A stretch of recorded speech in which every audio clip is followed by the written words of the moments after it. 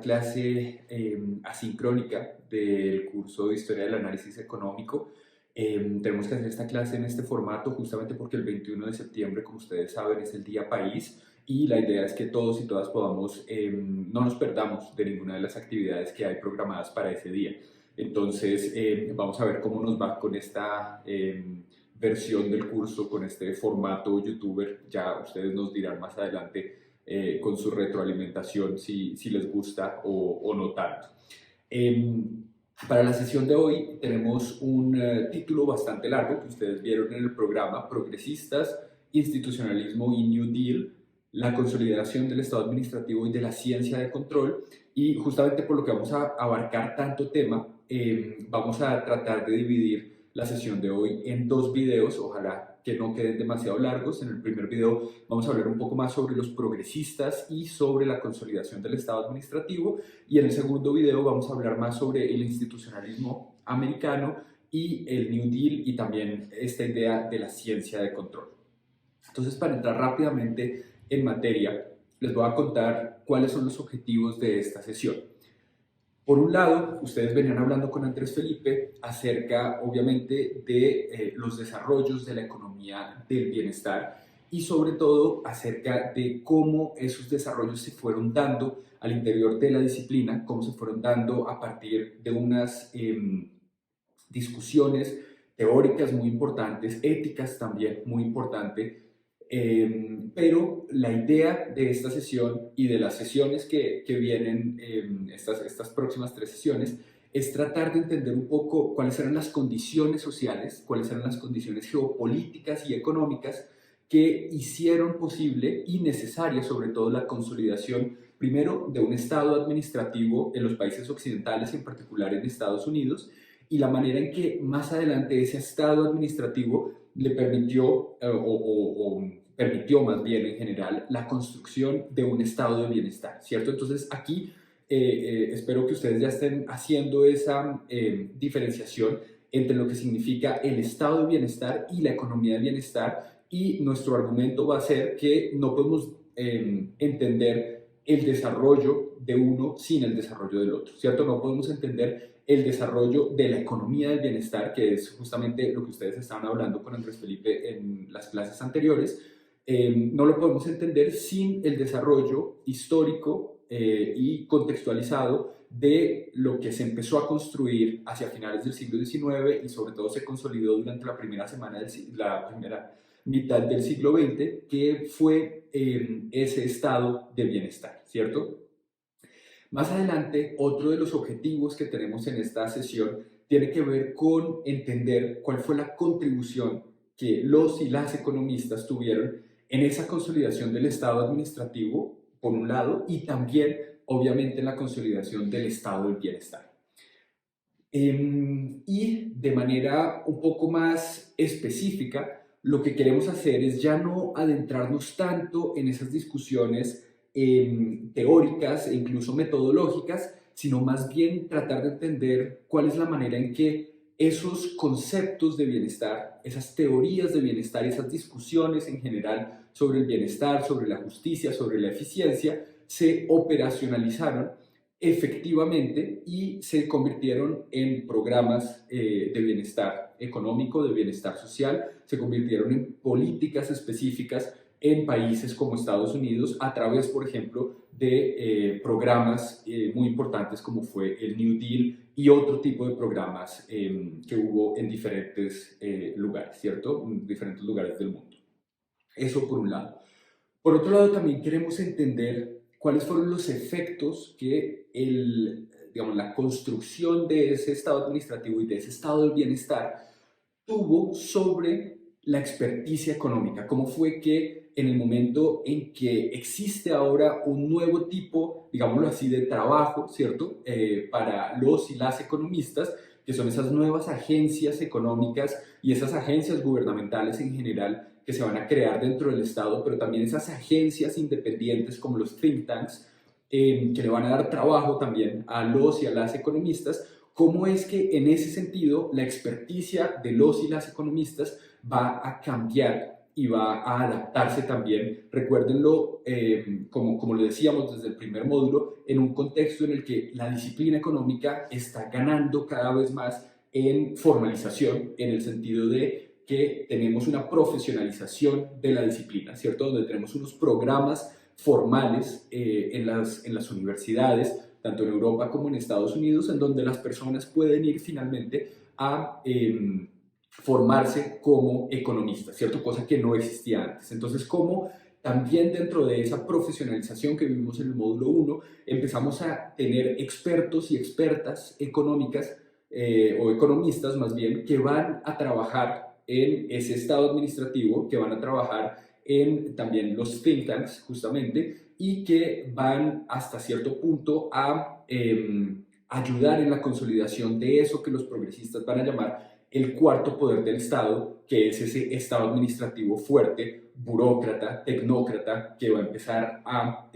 surgir de manera muy importante hacia finales del siglo XIX, principios del siglo XX. Y finalmente, en esta sesión también queremos discutir algunas de las limitaciones de las ideas y de los mecanismos que fueron implementados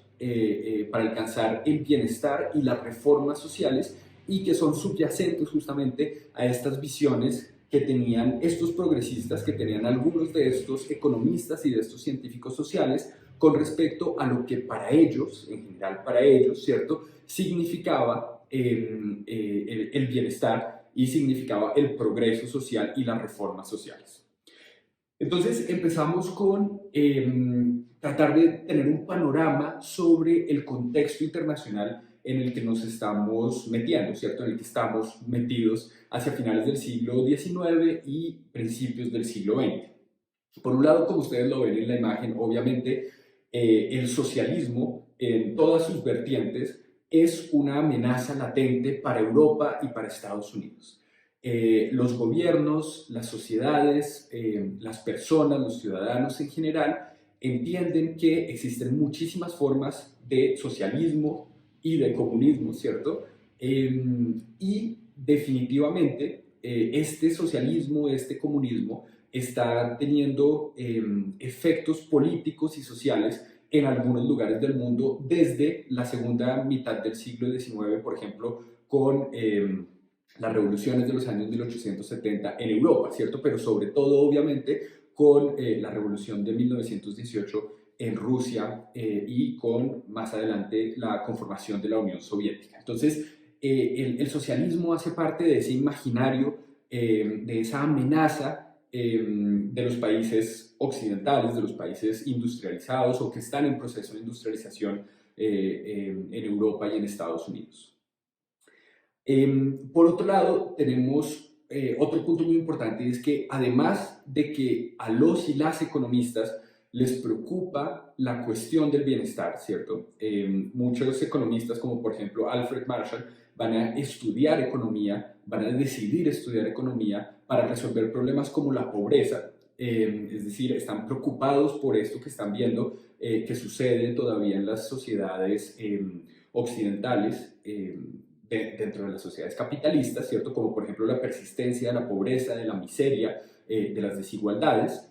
También hay otro tipo de intelectuales y sobre todo también hay otras organizaciones como por ejemplo los gobiernos y las sociedades en general que se toman muy en serio este problema del bienestar, ¿cierto? Y es en ese sentido, no solamente porque a los economistas y a las economistas nos preocupe el bienestar, sino porque digamos, hay un contexto mucho más amplio, una cantidad de agentes, de jugadores y jugadoras más importantes y más amplio a quienes les interesa y les importan estas cuestiones del bienestar, que va a empezar, digamos, a haber una construcción importante de ciertas políticas, de ciertos programas, de ciertas instituciones, para que se vaya consolidando eso que más adelante vamos a empezar a llamar y a conocer como los estados del bienestar. Todo esto se explica obviamente por lo que les mencionaba hace un momento, es esa difícil situación social y económica que se vive todavía en los países industrializados y que está caracterizada por problemas como la pobreza, las malas condiciones laborales, el éxodo rural que está además generando una cantidad de problemas sanitarios, de hacinamiento, de pobreza visible además en los centros urbanos, problemas, por ejemplo, con la diferencia en la esperanza de vida entre las personas que pertenecen a unas u otras clases sociales, problemas económicos como, por ejemplo, la larga depresión que sufrió Europa entre los años 1873 y 1896, en donde parecía que el sistema económico estaba un poco agotado, el sistema capitalista no parecía poder salir de esa larguísima depresión hacia finales del siglo XIX, y que evidenciaba justamente que había problemas que el capitalismo por sí solo no podía resolver o no parecía poder resolver dentro de sus mecanismos, digamos, naturales y su evolución natural. Entonces va a haber respuestas muy importantes como por ejemplo la de Bismarck en Alemania. Alemania, un país que acababa de ser constituido como imperio, ¿cierto? Hacia 1882-83, en donde todos estos problemas hacen que se ponga en marcha un plan muy importante y muy ambicioso de reformas sociales que tienen que ver con acceso a la salud, ¿cierto? Una reforma al sistema de la salud para poder garantizar casi que el derecho universal al acceso a la salud, los seguros, digamos, contra los accidentes de trabajo también por parte del Estado, la puesta en marcha de un sistema de pensiones importante también por parte del Estado y una serie de reformas que justamente empiezan a mostrar ese camino hacia lo que nosotros conocemos hoy en día como un estado del bienestar. Y sobre todo, ese tipo, digamos, de fenómenos que se van presentando va definitivamente a empezar a calar dentro de los imaginarios sociales y culturales esta idea de que el laissez-faire, el libre mercado, el laissez-faire, laissez-passer, definitivamente, por más de que le hubiera traído progreso a países como Inglaterra durante la época victoriana, seguía teniendo unos problemas muy importantes, y era que, por ejemplo, no había podido erradicar la pobreza, ¿cierto? Y tampoco había podido mejorar sustancialmente las condiciones laborales, por ejemplo, de los niños, ¿cierto? Todavía había muchos menores de edad que seguían trabajando, que tenían largas horas de jornadas laborales o largas jornadas laborales, más bien, bajo condiciones muy complicadas. Todo esto, digamos que se va dando no solamente desde finales del siglo XIX, sino también hasta bien entrado el siglo XX. Digamos que todos estos problemas se evidencian, sobre todo también con la Gran Depresión hacia 1929 y los años 30, en donde para muchas personas definitivamente esa es la muestra de que el capitalismo ahora sí finalmente fracasó, ¿cierto? Digamos que siempre tenemos ese tipo de voces en diferentes momentos del tiempo, en diferentes periodos, en donde algunas personas nos dicen, bueno, ahora sí, este sí fue, ¿cierto? Ahora sí ya se acabó el capitalismo, ya fracasamos totalmente. Bueno, ese fue uno de los puntos también, el de la Gran Depresión, en donde para muchas personas definitivamente ese era el síntoma más importante que mostraba ese fracaso del capitalismo. Pero además, como les mencionaba hace un momento, la Revolución Rusa en 1918 va a constituir definitivamente una alternativa real al sistema capitalista. No es solamente que estamos hablando del fracaso del capitalismo y entonces para dónde nos vamos, qué hacemos, cómo implementamos un sistema mejor, sino que pues ya para los años 30 la alternativa soviética había empezado a mostrar algunos avances que eran bastante impresionantes para las personas que los veían desde afuera, ¿cierto? Con digamos, unos avances también en sistemas, en el sentido social, bastante importante, obviamente desconociendo todavía una cantidad de problemas de violaciones de derechos humanos que se van a hacer más evidentes más adelante, ¿cierto? Pero entonces la preocupación a principios del siglo XX de los economistas y las economistas occidentales, en particular de los economistas ingleses, no va a ser necesariamente si el capitalismo debería ser totalmente superado y abandonado, sino más bien hasta qué punto podría ser posible reparar las fallas de ese sistema sin necesidad de llegar al extremo del socialismo soviético. Piensa un momento en John Maynard Keynes, por ejemplo. John Maynard Keynes va a defender siempre esa posición de liberal, ¿cierto? Esa posición de defender unos valores liberales y unos valores capitalistas también muy importantes. Y lo que él va a tratar de hacer es no hacer la revolución, ni mucho menos, ¿cierto? Sino más bien tratar de defender el sistema que existía, tratar de mejorarlo, de enmendarlo, para poder hacer de ese sistema el mejor sistema posible con cierto tipo de justicia social y económica, obviamente. Entonces, en ese sentido, vuelvo y repito, vamos a tener dos tipos de contribuciones por parte de la comunidad de economistas hacia principios del siglo XX. Por un lado, va a haber esa contribución hacia la construcción del estado del bienestar, ¿cierto? Piensen otra vez un poco en términos de the economy. Y también vamos a tener una contribución con respecto a las ideas, a las teorías, a los conceptos desde la economía del bienestar o welfare economics, ¿cierto? Para pensar en la disciplina económica, en el pensamiento económico, en economics, si ustedes quieren. Además de eso, digamos ya para entrar un poco más en materia acerca del contexto de Estados Unidos, que también es bastante particular, digamos, con todo lo que acabamos de mencionar, digamos, es válido para Estados Unidos, pero Estados Unidos tiene además unas condiciones bastante específicas que tienen que ver con el hecho de que finalmente Estados Unidos ya llega a posicionarse dentro de la geopolítica como una de las potencias o como la potencia mundial más importante, sobre todo a partir de la Primera Guerra Mundial, hacia finales de la Primera Guerra Mundial, donde las otras potencias, digamos las potencias europeas, salen debilitadas, mientras que Estados Unidos sale reforzada, ¿cierto? Después de un proceso que venía, digamos, desde el siglo XIX, donde económicamente Estados Unidos venía creciendo de forma muy importante. La Primera Guerra Mundial consolida esa posición geopolítica, estratégica de ese país. Pero además tenemos problemas sociales importantes que van a ser muy evidentes en Estados Unidos, como la explotación de los y las trabajadoras, también la eh, concentración de poder de mercado de ciertos magnates, de ciertas personas que se van a convertir en algunas de las familias más ricas de Estados Unidos. Pensamos en los Rockefeller, por ejemplo, en los Carnegie, pensamos en Ford más adelante, ¿cierto? Todo este tipo de familias y de empresarios que lograron hacerse con un pedazo del mercado en Estados Unidos y que hicieron grandísimas fortunas y que empezaron a ejercer una posición monopolística muy importante que definitivamente el Estado, digamos, tuvo que hacer frente y tuvo que tratar de resolver de alguna manera, porque entre otras cosas, estos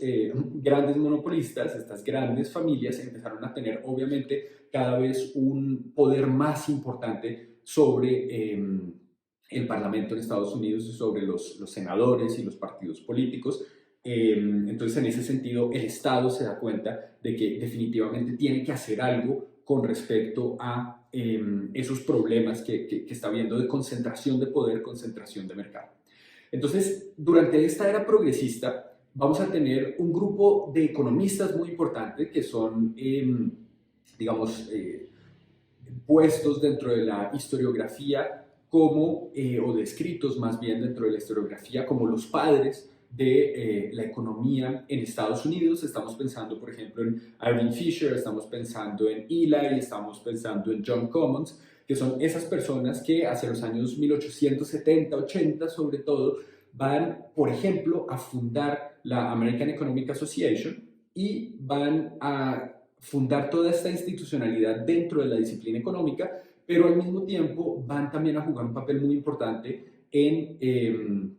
la creación de otro tipo de entidades y de instituciones dentro del gobierno y también de entidades privadas haciendo uso, por ejemplo, de esas instituciones filantrópicas como las fundaciones de los Rockefeller, de los Ford, de los Carnegie, de todas estas grandes familias que acabamos de mencionar, ¿cierto?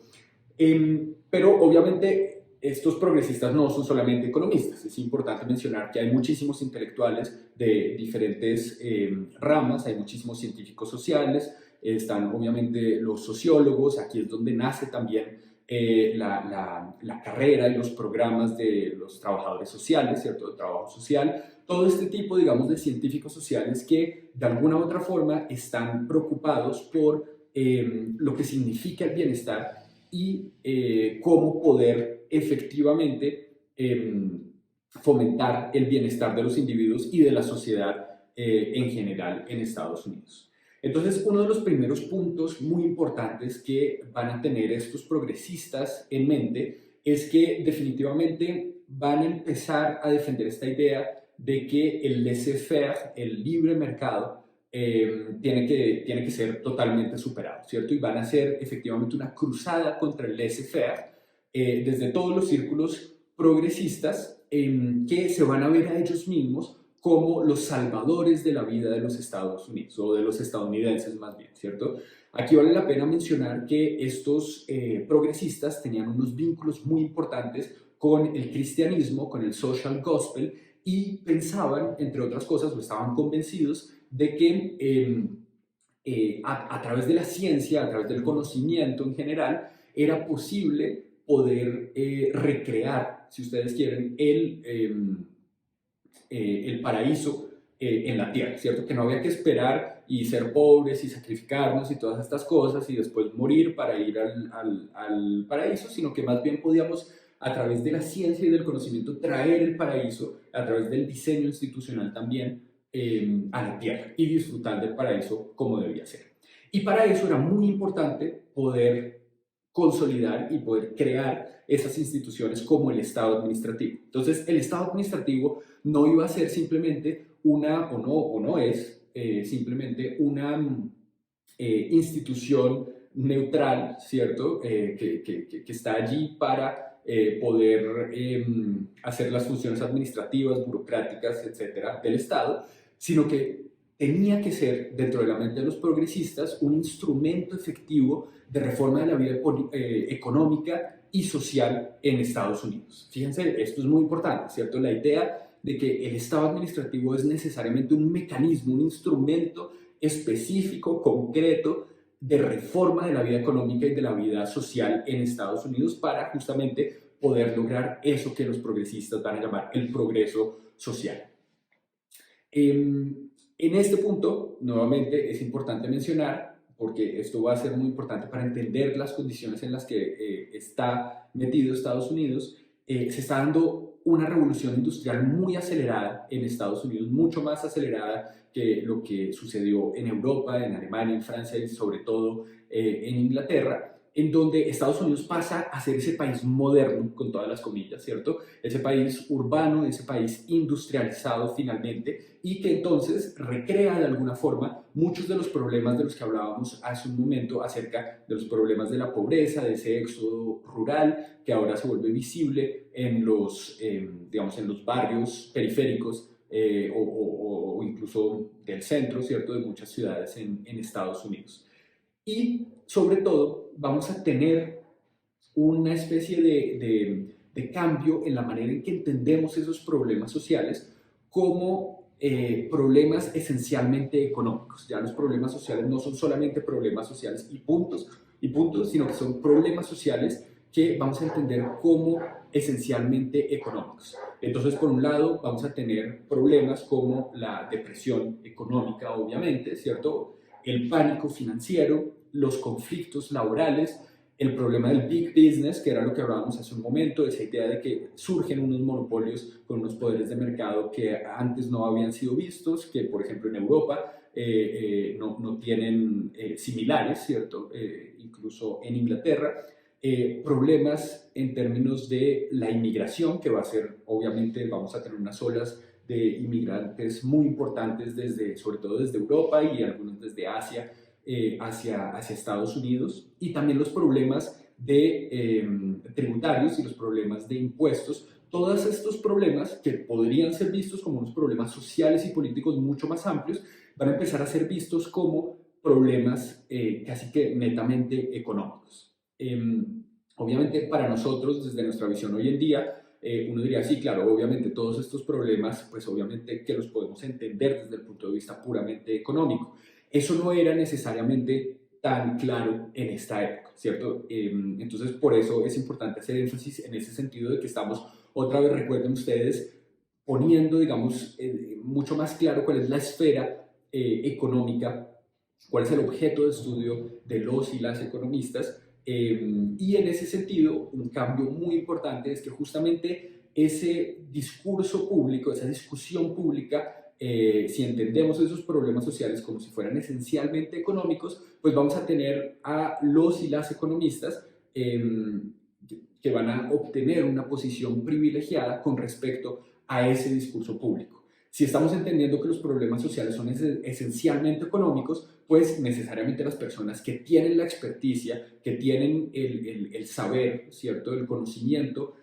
para poder hacer frente a esos problemas, pues van a ser los y las economistas de alguna u otra forma, ¿cierto? Entonces, en ese sentido, los y las economistas van a empezar a ganar esa posición privilegiada poco a poco, obviamente, como les dije hace un momento, dentro de este grupo de progresistas no solamente hay economistas, sino hay otro tipo de científicos sociales y de intelectuales, pero poco a poco el discurso económico se va a ir consolidando cada vez más.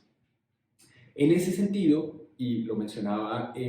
anteriormente en la introducción,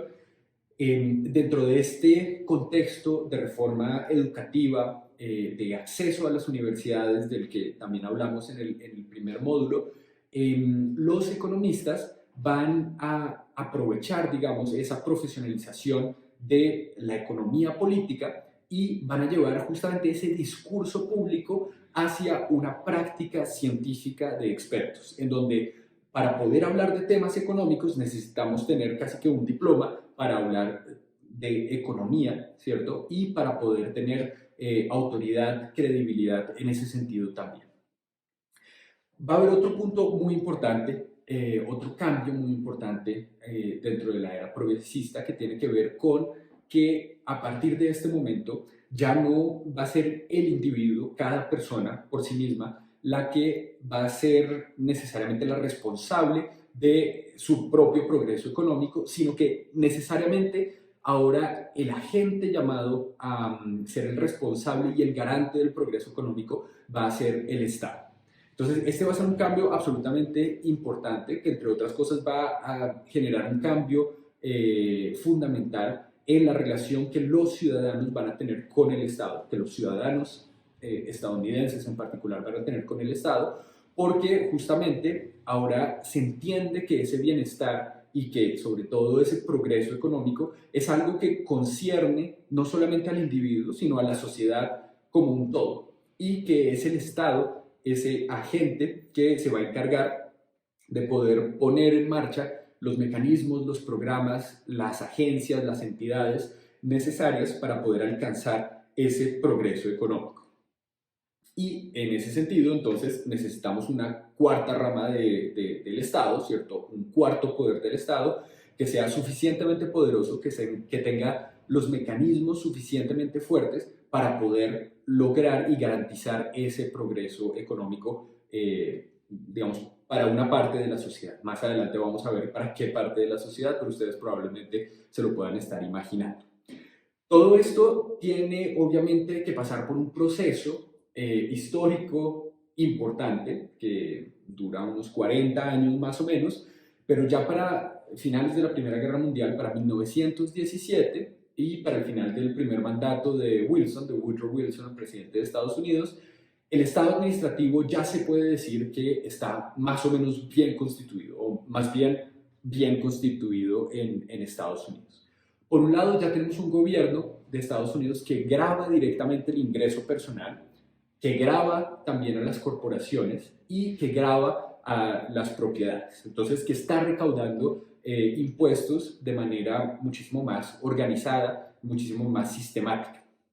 Además de eso, ya para 1917 tenemos unas acciones del gobierno en las que disuelve con las antitrust laws importantes compañías de tabaco, importantes compañías de azúcar, de acero, de petróleo, que eran algunas de esas compañías que junto con los ferrocarriles y otras compañías habían logrado hacerse con esa parte importante del mercado, con esos monopolios, y que definitivamente dentro de, obviamente, la idea también de los progresistas y más adelante de los institucionalistas, estaban generando problemas justamente de bienestar social, como ustedes lo saben, ¿cierto? Dentro de la teoría, digamos, del monopolio, que se pueden generar, digamos, problemas de bienestar para el resto de la sociedad, ¿cierto? Por otro lado, un punto muy importante es que la Fed, la Reserva Federal, ya estaba regulando también el dinero, el crédito, el sector bancario, digamos, no era esto potestad de una cantidad de bancos privados en Estados Unidos desorganizados, sino que ya existía entonces esta entidad muy importante desde principios del siglo XX para poder regular todo ese sector financiero y monetario. Además, las agencias del gobierno ya estaban regulando tanto el comercio nacional al interior de Estados Unidos como también el comercio internacional con diferentes tarifas, con diferentes aranceles, etcétera, ¿cierto? Y también, muy importante, no solamente desde el punto de vista de lo que había logrado el gobierno con sus agencias, sino también desde lo que habían logrado los movimientos de los y las trabajadoras, los sindicatos también, es que ya teníamos una regulación, ya tenía Estados Unidos una regulación de las condiciones de trabajo, en donde ya se había prohibido el trabajo infantil, por ejemplo, se habían controlado algunas condiciones de seguridad y de trabajo en las fábricas, se habían fijado ciertos salarios mínimos y también las jornadas, digamos, máximas de trabajo en Estados Unidos. Y se había establecido también un sistema de pensiones para madres solteras y se había hecho otra serie, digamos, de reformas y de regulaciones dentro del mercado laboral. Entonces ya teníamos, digamos, dientes desde lo que significaba el Estado administrativo. Como les mencionaba hace un momento, todas estas reformas y toda esta idea de que el Estado tenía que ser el garante de del progreso económico va a cambiar la relación entre el Estado y los ciudadanos estadounidenses, que ya no veían necesariamente con malos ojos y con desconfianza eso que muchas veces vemos de parte de algunos ciudadanos y sobre todo algunos ciudadanos de Estados Unidos con respecto al Estado, como si fuera una entidad que simplemente quiere atacar la libertad individual, ¿cierto? Sino que aquí entonces empieza a haber una relación un poco más fuerte de confianza con el Estado. Pero sobre todo va a haber un cambio muy importante también, y es que esa generación, digamos, esa constitución más bien de ese Estado administrativo va a desplazar el poder y la autoridad política de las Cortes y del Poder Judicial hacia esas nuevas agencias gubernamentales que hacen parte de ese cuarto poder del Estado, ¿cierto? Del poder administrativo, que van a depender directamente del poder ejecutivo. Y en ese sentido, esa autoridad va a pasar justamente de los jueces y de los políticos a los burócratas expertos que se van a presentar a sí mismos como científicos. Eso va a ser muy importante. Aquí el discurso acerca de la cientificidad va a ser absolutamente fundamental, defendiendo justamente desde la ciencia social, pero en particular desde la economía, las propuestas de política económica y de política pública en general que estos progresistas van a implementar o van a tratar de implementar más bien, ¿cierto? Y que definitivamente son propuestas que van encaminadas desde la ciencia a buscar el bienestar de toda la sociedad, como lo dicen ellos, digamos, por fuera de toda discusión política. Y pongo por fuera, entre comillas, fíjense ustedes, porque obviamente detrás de esto, pues hay unas discusiones políticas muy importantes, pero la manera en que se va a presentar la experticia económica definitivamente va a tratar de defender ese punto de vista un poco separado, ¿cierto?, de digamos, los ideales políticos de uno u otro bando. Entonces, fíjense que ya empieza a consolidarse esa idea de la tecnocracia como una, digamos, una manera de aplicar los conocimientos económicos que está separada un poco de la política. En ese sentido, entonces, se va, digamos, a transformar también lo que se entiende por el liberalismo estadounidense con dos máximas muy importantes. Por un lado, el gobierno moderno debe ser guiado por la ciencia y no por la política. Ese es uno de los puntos más importantes y que, fíjense ustedes, es el padre, si ustedes quieren, ¿cierto?, de lo que hoy conocemos como la tecnocracia. Importante que el gobierno no sea simplemente una entidad política, sino que sobre todo esté guiado por la ciencia. Y el segundo es que una economía industrializada debe ser supervisada, debe ser investigada y sobre todo debe ser regulada por la mano muy visible del Estado administrativo. Entonces, estos dos van a ser dos tipos de consensos que creo yo hoy en día, con los que hoy en día estaríamos de acuerdo también, ¿cierto? Digamos que es deseable en general que el Estado y el gobierno esté guiado por la ciencia. Creo que ese es uno de los legados, digamos, que dejó esta era progresista en Estados Unidos para el resto del mundo. Y por otro lado, también sería deseable, ¿cierto?, que la economía, el sistema económico, el sistema capitalista y sobre todo una economía industrializada que se vuelve tan grande, que tiene tanto poder y tantos mecanismos en sí mismos, ¿cierto?, tiene que ser necesariamente supervisada, investigada y regulada por el Estado administrativo, que es definitivamente una mano visible, ¿cierto? No podemos dejar a la economía a su libre albedrío, ¿cierto? Sino que tenemos necesariamente que tomar las cosas en nuestras manos y tenemos que tratar de controlarla y regularla. Entonces, en ese sentido, ustedes se dan cuenta de que ese programa de los progresistas no consiste específicamente en una agenda política bien definida, en donde, por ejemplo, estos progresistas van a tener digamos, un consenso acerca de cuáles son las políticas que hay que implementar, sino que más bien ese programa progresista significa o trata de defender una teoría y una práctica de la tecnocracia, ¿cierto? Sea cual sea finalmente el tipo de política que vamos a implementar al final. Lo importante es entender que aquí tenemos una teoría y una práctica de la tecnocracia que se empieza a consolidar de forma muchísimo más importante. Pero todo esto obviamente tiene algunos problemas, ¿cierto? Tiene una especie de parte oscura, ¿cierto?, dentro de esta historia. Ustedes ven en esta citación de Tim Leonard, digamos, uno de los mensajes importantes es la idea de que estas personas, los progresistas, obviamente tienen en la cabeza la idea de reformar la economía, de reformar la sociedad en su conjunto. Y en ese sentido estamos adoptando de todas formas algún ideal ético, ¿cierto? Fíjense que la ética, todo lo que ustedes discutieron también en las sesiones anteriores con Andrés Felipe, está todo el tiempo presente, a pesar de ese mensaje anterior de decir la tecnocracia definitivamente está por fuera de esos problemas de ideologías, de problemas éticos, ¿cierto? Y se trata de algo totalmente técnico. Aquí definitivamente los problemas éticos y los ideales éticos están todo el tiempo presentes. Entonces nos dice Tim Leonard, the economic reformer consciously adopts an ethical idea, shows how it was to be attained, and encourages people to strive for it.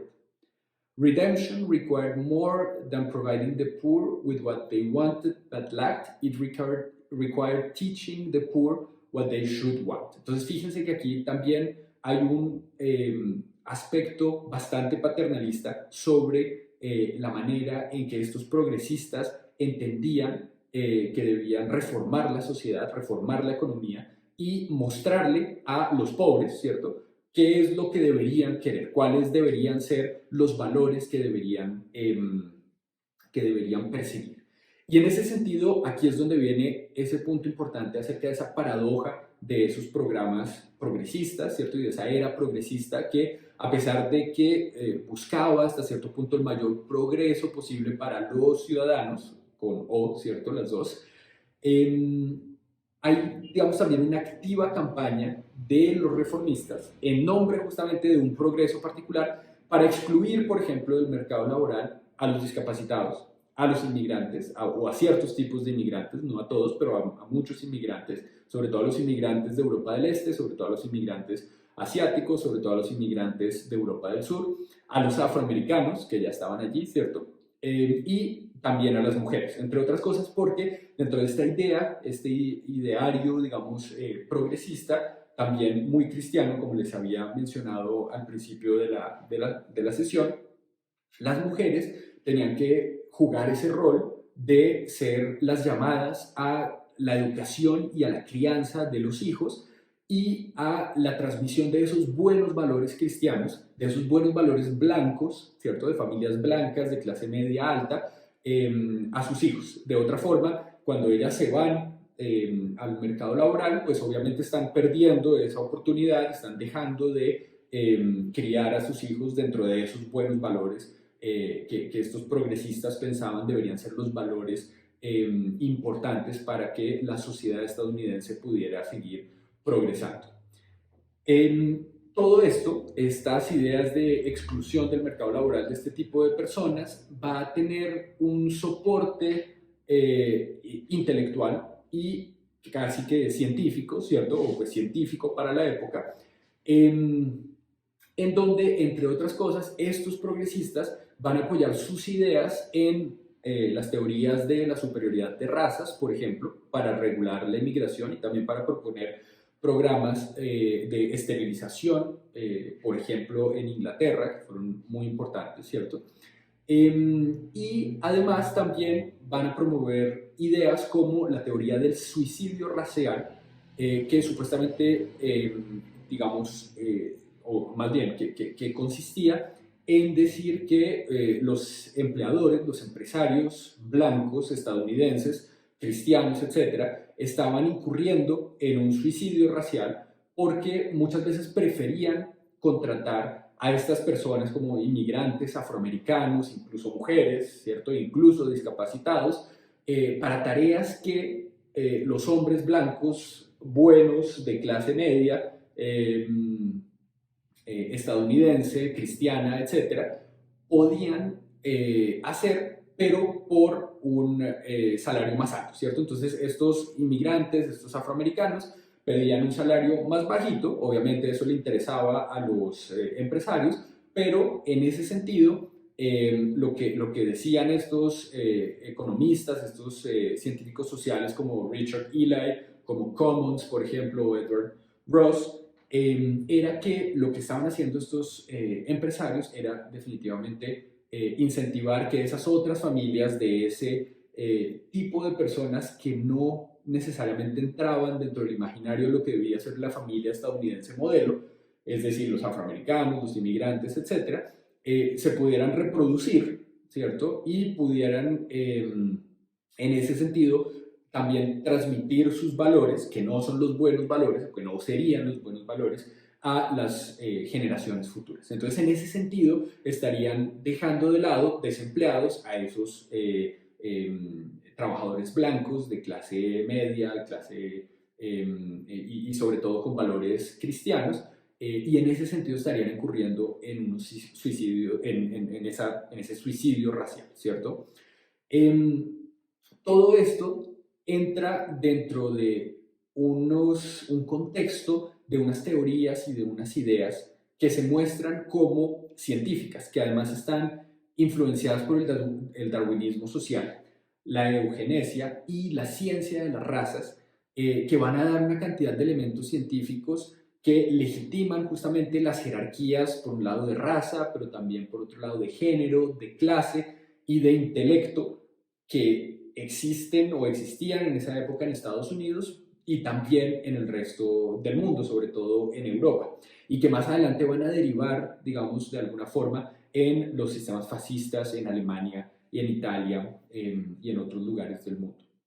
Entonces, esas interpretaciones particulares de Darwin y de la teoría de la evolución van a ser muy influyentes también en el desarrollo de los argumentos de los y las economistas y de sus convenciones sobre ideas, sobre fenómenos como la herencia, el progreso, lo que significa la competencia también, las capacidades de los individuos, la adaptación que pueden tener los individuos a diferentes situaciones, la concepción de la sociedad como un organismo, que va a ser muy importante y lo vamos a mencionar ahora más adelante para los economistas institucionalistas, y el papel de los seres humanos en el control de la naturaleza en general. Entonces, este último punto es muy importante para entender que a pesar, digamos, de toda esa historia de progreso, ¿cierto? De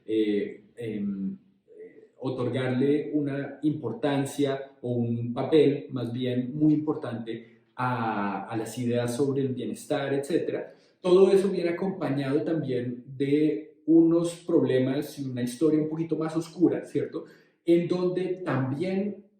apoyándose sobre ciertos argumentos científicos, para la época son científicos, obviamente hoy en día yo no podría decir que la eugenesia es una ciencia, ¿cierto? Pero para la época sí tiene un estatus, digamos, casi que científico, la eugenesia, apoyándose en ese tipo de discursos cientificistas, van también los progresistas a tener, digamos, unos argumentos para justamente defender una idea de unos valores particulares acerca de lo que significa para ellos el bienestar, el progreso económico, etc. Muy bien, continuamos con el siguiente video.